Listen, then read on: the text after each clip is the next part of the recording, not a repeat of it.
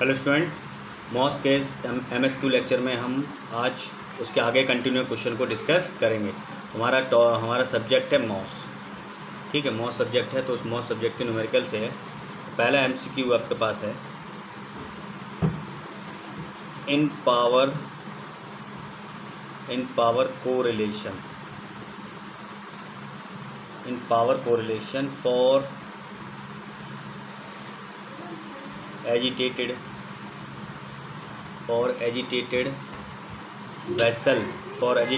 vessels, the effect of Froude number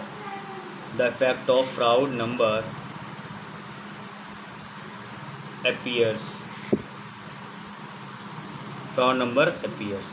ठीक है, तो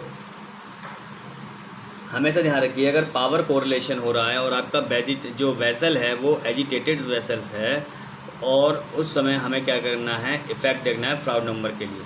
ठीक, तो हमेशा ध्यान रखिएगा जो रेनॉल्ड्स नंबर की वैल्यू जो होगी, ठीक है, क्योंकि आपका जो फ्राउड नंबर होता है एफ आर, वो क्या किसके बराबर होता है, inertial force upon gravitational force. और आपका जो रेनॉल्ड्स नंबर होता है वो आपका होता है inertial force upon viscous force. ये आपका होता है रेनॉल्ड्स नंबर और फ्राउड नंबर। ठीक है, तो अगर रेनॉल्ड्स नंबर की वैल्यू लो है, ठीक है, रेनॉल्ड्स नंबर की वैल्यू लो है, तो उस समय क्या होगा, जो आपका विस्कस फोर्स होगा, ठीक है, आपका जो विस्कस फोर्स होगा फ्राउड नंबर के लिए वो ज़्यादा इफेक्टिव नहीं होगा। तो इस केस में हमेशा ध्यान रखना है कि अगर रेनॉल्ड्स नंबर की वैल्यू, तो ये आपके पास जो ऑप्शंस थे वो ऑप्शंस ये हैं, ऑप्शन पहले दे रखा है फॉर वेफल्ड सिस्टम, वेफल लगी हुई है, for baffled vessels and Reynolds number less than 300। ठीक है, दूसरा है for unbaffled vessel and Reynolds number is greater than 300। C आपका ऑप्शन है when there is no vortex formation.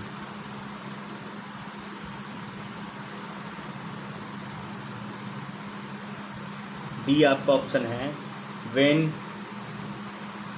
Reynolds number is less than 300। ठीक है, तो हमेशा ध्यान रखिएगा, ये क्वेश्चन पूछ रहा है कि जो पावर कोरिलेशन है वो पावर कोरिलेशन है एजिटेटेड वेसल के लिए, उसमें फ्राउड नंबर का क्या इफेक्ट है। तो हमेशा ध्यान रखिए जो अनवेफल्ड वेसल है, यानी ऑप्शन नंबर 20 का करेक्ट आंसर हो जाएगा, फॉर अनवेफल्ड वेसल। ठीक है, जो आपका रेनॉल्ड्स नंबर ग्रेटर देन 300 है, ठीक है, तो उस केस में क्या होगा, आपका जो इफेक्ट है फ्राउड नंबर का वो आपको अपीयर होगा। फ्राउड नंबर का जो इफेक्ट है वो आपका क्या होगा, अपीयर होगा। ठीक है, आपका जो अनवेफल्ड वेसल है, अनवेफल्ड वेसल में अगर रेनॉल्ड्स नंबर की वैल्यू 300 से ज़्यादा है, तो उस समय आपका जो फ्राउड नंबर है उसका इफेक्ट आपको अपीयर होगा। ठीक है, तो ये हमसे ऑप्शन में पूछ रहा है। ठीक है, नेक्स्ट क्वेश्चन डिस्कस करते हैं। नेक्स्ट क्वेश्चन आपके पास है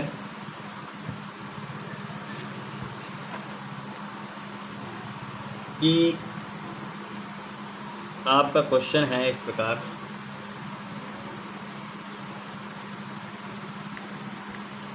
size analysis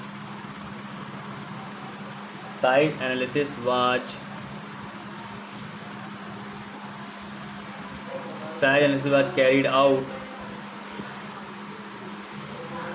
on a sample of gravel.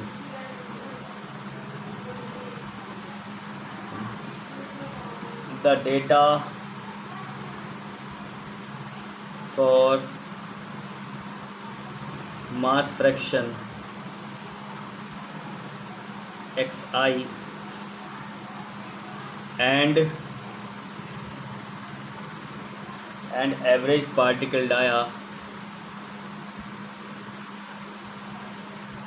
dpi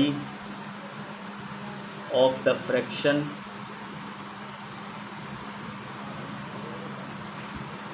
is given below. ठीक है, तो xi आपको दे रखा है, इधर dpi आपको दे रखा है.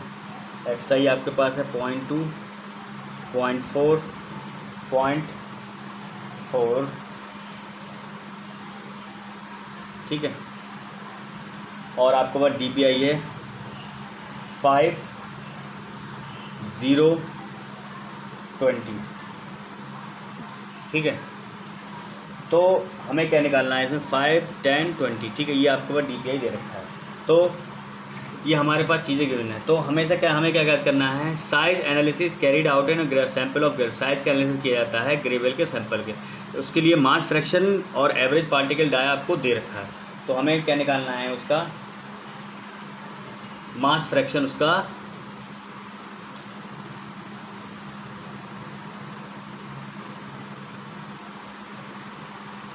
ठीक है. तो द मास मीन डायामीटर हमें क्या करना है, यहाँ से फाइंड आउट करना है. ठीक है, तो वो फॉर्मूला होता है आपका, सब फॉर्मूला आपको बता चुका हूँ मैं, xi dpi. ठीक, तो यहाँ से हम क्या करेंगे, इससे इसकी मल्टीप्लाई कर देंगे, इससे इसकी मल्टीप्लाई कर देंगे, इससे इसकी मल्टीप्लाई कर देंगे. तो आपके पास जो आंसर आ जाएगा वो 13 mm आ जाएगा. 13 mm आंसर यहाँ पर आ जाएगा. ठीक, नेक्स्ट क्वेश्चन है आपके पास,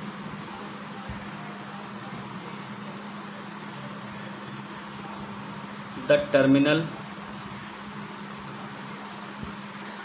terminal velocity of a spherical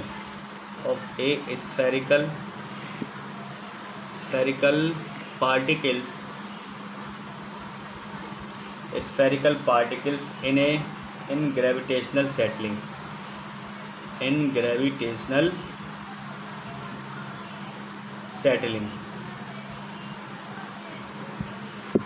settling under Stokes regime varies. ठीक है, ये हमसे क्वेश्चन में पूछ रहा है. तो आपके लिए ये बताना है कि जो टर्मिनल वेलोसिटी है स्फेरिकल पार्टिकल की, अगर ग्रेविटेशनल सेटलिंग हो रही है तो उस समय जो टर्मिनल वेलोसिटी है किसके प्रोपोर्शनल होगी. ठीक है, तो हमें पता है जो टर्मिनल वेलोसिटी होती है वो होती है vt = g × dp², density of the particles minus density of the fluid upon 18 mu. ठीक है, तो आपको क्लियरली विजिबल हो रहा है कि जो टर्मिनल वेलोसिटी होती है वो डायामीटर के स्क्वायर के डायरेक्टली प्रोपोर्शनल होती है. ठीक है, तो यहाँ ऑप्शन हो जाएगा आपका कि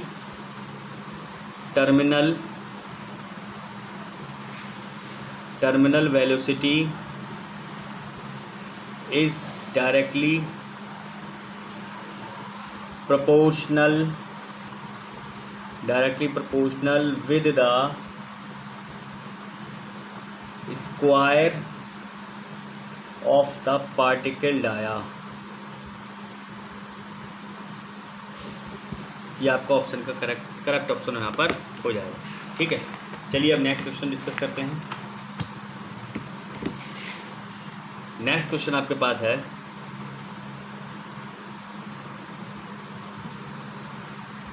क्रिटिकल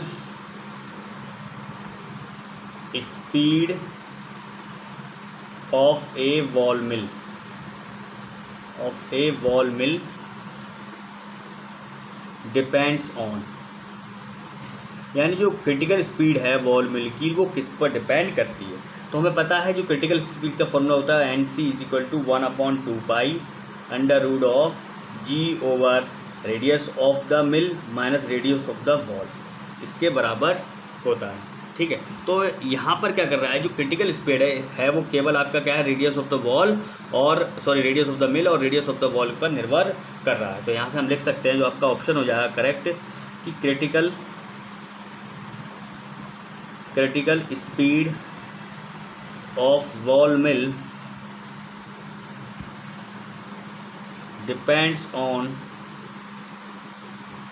depends only on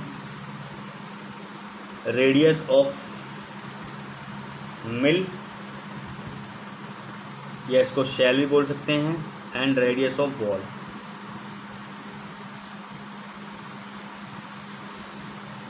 ठीक, केवल इसी पर ये निर्भर करेगा। ठीक है, चलिए नेक्स्ट क्वेश्चन आपका देखते हैं।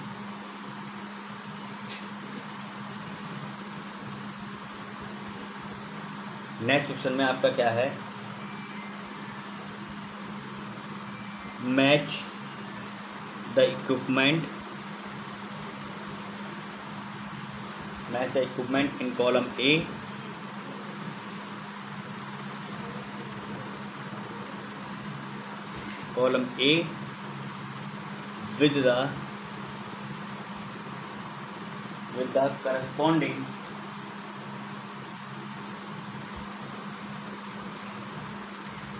with the corresponding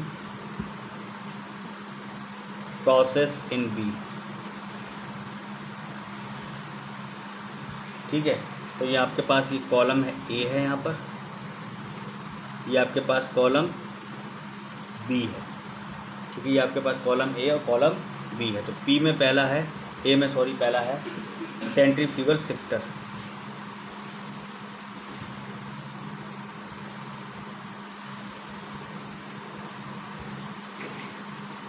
ठीक है, दूसरा आपका क्यू में है बाउल मिल। आर आपका है ग्रेविटी थिकनर।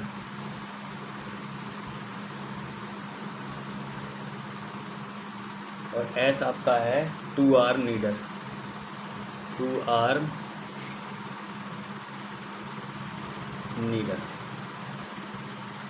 ठीक है, यहाँ आपके पास कॉलम ए है, कॉलम बी आपके पास है। यहाँ पहला लिखा रखा है मिक्सिंग। दूसरा आपका दे रखा है सेडिमेंटेशन। तीसरा आपका दे रखा है स्क्रीनिंग। और चौथा आपका दे रखा है ग्राइंडिंग। ठीक है, और ऑप्शंस आपको इसमें मैच करना है। तो ऑप्शन में पहला दे रखा है, ऑप्शन ए दे रखा है आपको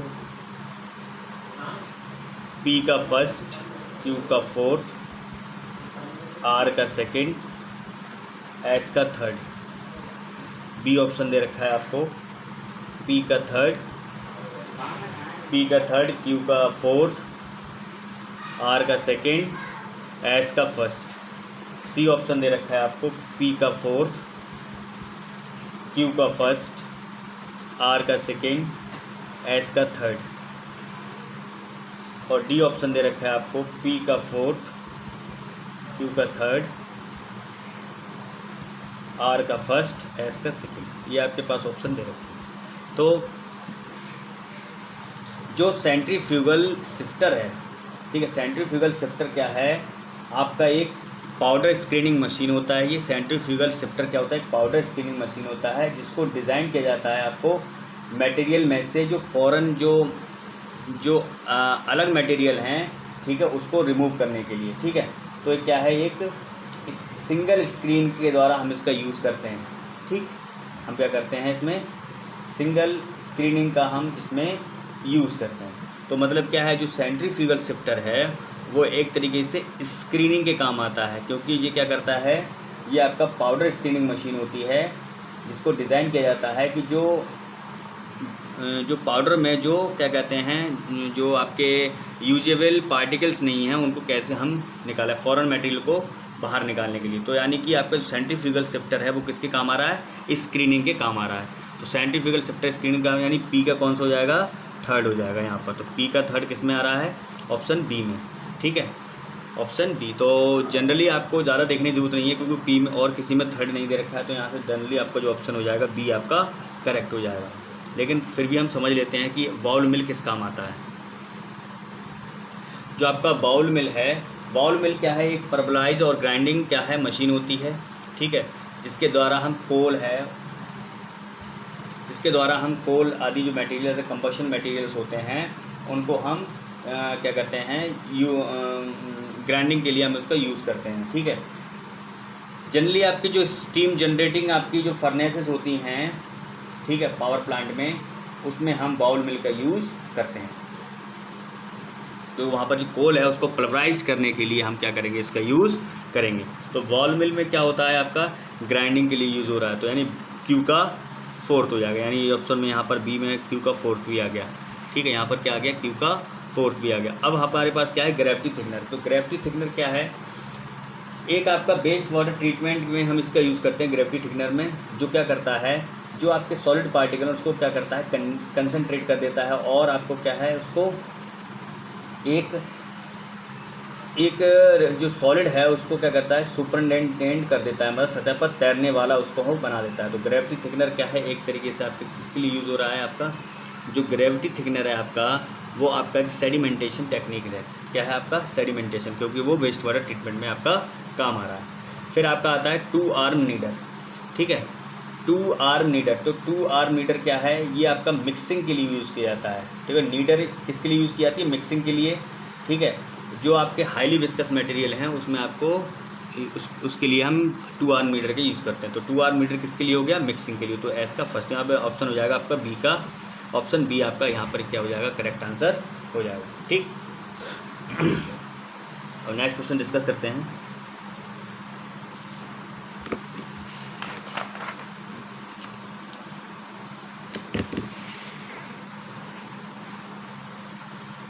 नेक्स्ट क्वेश्चन आपके पास है, उसमें है the rate of filtration, the rate of filtration through a filter cake is, यानी कि जो रेट ऑफ फिल्ट्रेशन है फिल्टर केक के थ्रू वो क्या होता है उसका, ठीक है। तो हमेशा ध्यान रखिए, जो आपका रेट ऑफ फिल्ट्रेशन है,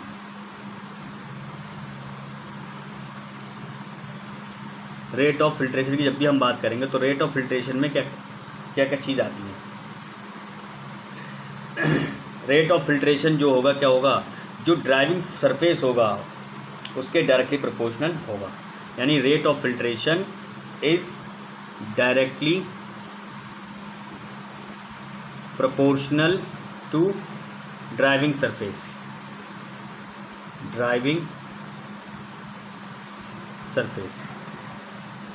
ठीक है। मतलब rate of filtration direct driving surface के प्रोपोर्शनल होगा, जितना ड्राइविंग सरफेस होगा उतना ही आपका रेट ऑफ फिल्ट्रेशन उस पर डिपेंड करेगा। और इन्वर्सली प्रोपोर्शनल होगा आपके केक रेजिस्टेंस से, inversely proportional to cake resistance. जैसे जैसे केक रेजिस्टेंस की वैल्यू कम होगी वैसे वैसे रेट ऑफ फिल्ट्रेशन इंक्रीज होगा, और जैसे जैसे केक रेजिस्टेंस बढ़ेगा वैसे वैसे रेट ऑफ फिल्ट्रेशन घटेगा, ठीक है। इन्वर्सली प्रोपोर्शनल होता है आपका viscosity of filter head, viscosity of filter head, जो फिल्टर आपके हेड है उसकी विस्कोसिटी पर भी इन्वर्सली प्रोपोर्शनल होगा, कितना आपकी विस्कोसिटी उसकी है, ठीक है। तो हमेशा ध्यान रखिए, क्योंकि आपको पता है जब फिल्ट्रेशन किसी भी चीज़ का फिल्ट्रेशन हम करते हैं, स्लरी आपने इसमें मिक्स कराई है, आपका सेप्टम था, ठीक है, आपके यहाँ पास क्या है, liquid plus solid plus liquid की स्लरी को आपने एंटर कराया, तो क्या होगा, जैसे जैसे केक बढ़ती जाएगी, यहाँ पर केक बढ़ती जाएगी, तो रेट ऑफ जो फिल्टर का जो रेट है यहाँ पर फिल्टर रेट निकलने का वो आपका कम होता जाएगा, ठीक है, यहाँ पर क्या हो जाएगा, वो कम होता जाएगा। तो हमें ये भी देखना है कि जो आपकी केक है, जो सरफेस है उसके तो डायरेक्टली प्रोपोर्शनल है, और जो केक जम रही है उसके इन्वर्सली प्रोपोर्शनल है, ठीक है। तो हमें इस चीज़ के बारे में ध्यान रखना होता है, ठीक। नेक्स्ट क्वेश्चन डिस्कस करते हैं। नेक्स्ट क्वेश्चन आपके पास है,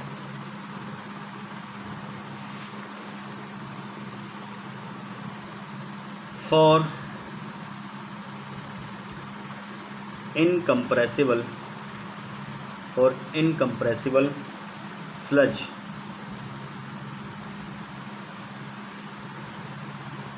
the specific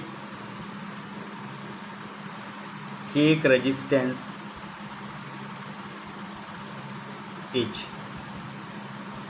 तो हमें ध्यान रखिएगा, अगर आपकी इनकम्प्रेसिबल स्लज है तो उस केस में क्या होगा, जो स्पेसिफिक केक रेजिस्टेंस होगा वो आपका जो प्रेशर ड्रॉप है, प्रेशर ड्रॉप से क्या होगा, इंडिपेंडेंट होगा।